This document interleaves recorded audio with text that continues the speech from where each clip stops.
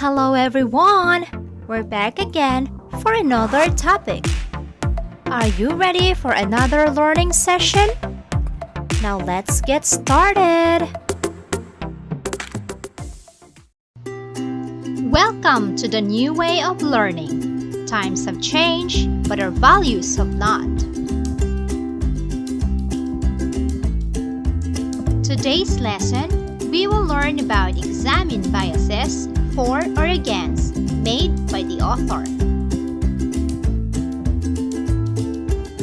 At the end of this lesson, students are expected to identify words or phrases that show bias in a text, distinguish a fact from an opinion in a text, and determine the stand or issue of the author or writer in a reading material.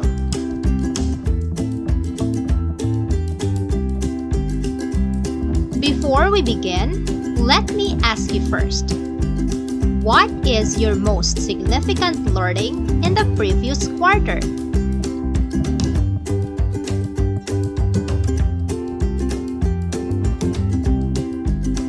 Now this time, let's compare and contrast the two writings by identifying words used in the articles.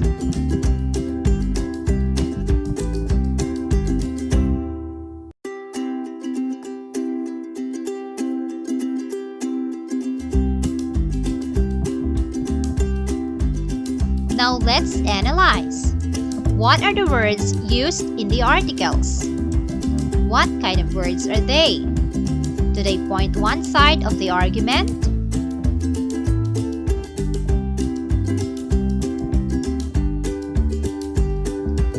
What do you call the words that are subjective way of thinking and tells only one side of the story that sometimes lead to inaccurate information or wrong impression?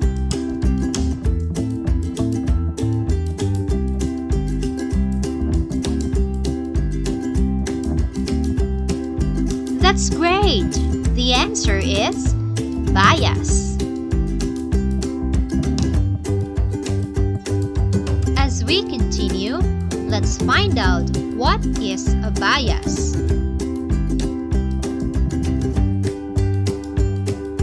Bias is a subjective way of thinking that tells only one side of the story that sometimes lead to inaccurate information or wrong impression. It is a prejudice or in favor of or against one thing, person, or group compared with another, usually in a way considered to be unfair, a favoritism for something an author is writing about.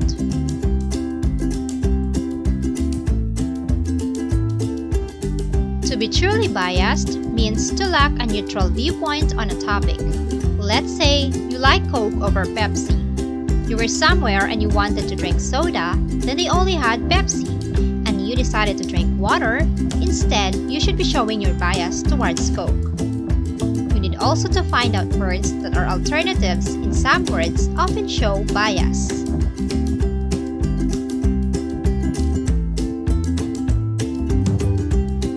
To recognize bias, one must consider the following. A. Look for loaded words. These are words that are filled with emotion, might be positive or negative, can reveal an author's opinion about his or her topic. B. Watch out for stereotypes. This happens when the author labels an entire group.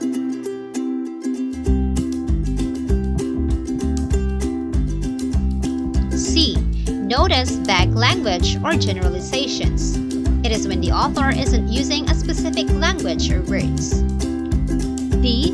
Look for one-sided arguments. This is when the author presents only one side of an argument.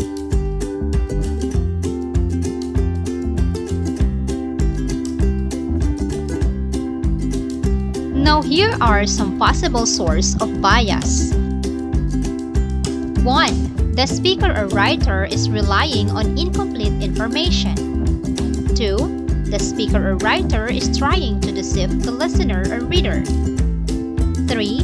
The speaker or writer wants to believe what he or she is saying.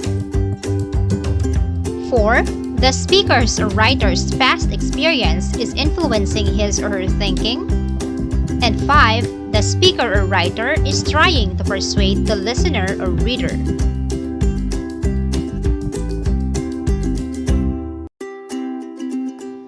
Now let's try this activity. Write the alternatives of the following words that show bias.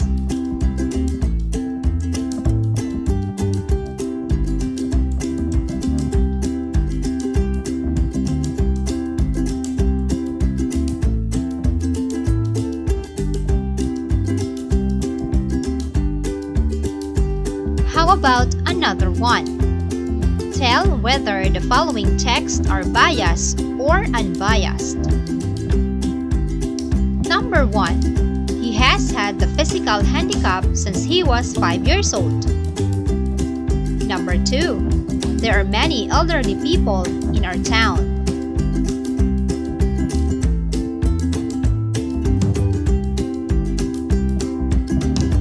Number 3.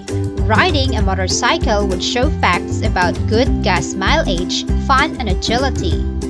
Number 4. If he is elected, he would be the first person of color in the White House. And number 5. We will consider the ordinary people who have no own vehicles during the quarantine.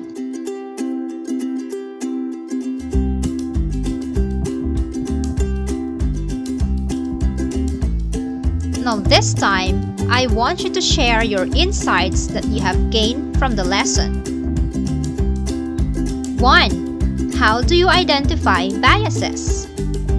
2. Why is it important to know your biases? 3. How do you manage biases? And 4. Why is it important to know the author's side on a certain issue?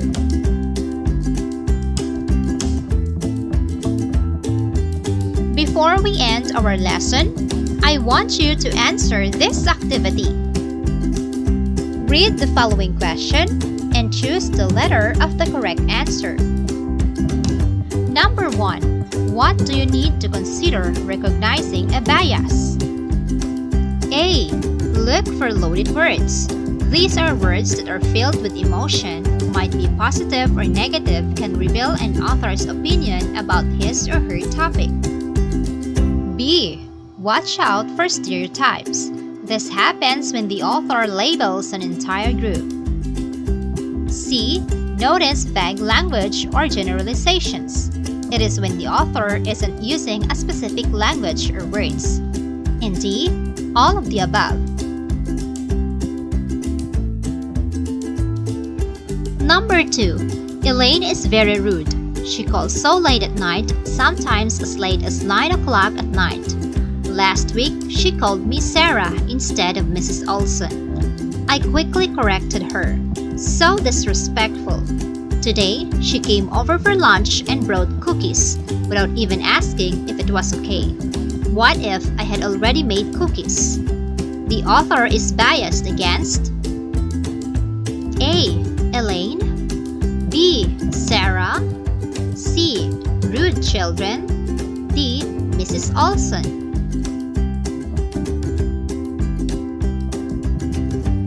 Number 3. Which of the following words help show the author's bias? Elaine is very rude. She calls so late at night, sometimes as late as 9 o'clock at night. Last week, she called me Sarah instead of Mrs. Olson. I quickly corrected her. A. Rude, B. Weak, C. Cold, D. Corrected. Number 4. An author writing about Mustang convertibles uses words such as performance, speed, fuel, efficiency, wind, luxury. What can you infer about the author's bias? A. Dislikes sports cars, B. Likes Mustangs convertibles, C. Thinks Mustangs are for old people, and D. Thinks Mustangs are dangerous. Number 5. What is the possible source of bias in item number 4? A. The speaker or writer is relaying on incomplete information. B. The speaker or writer is trying to deceive the listener or reader. C. The speaker or writer wants to believe what he or she is saying. And D. D. The speaker's or writer's past experience is influencing his or her thinking.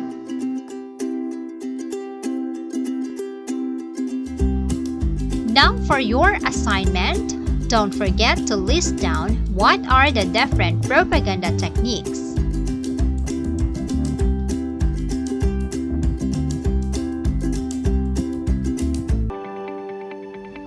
Thank you for participating in today's class. I hope that you learned something in our discussion. See you next meeting. Bye!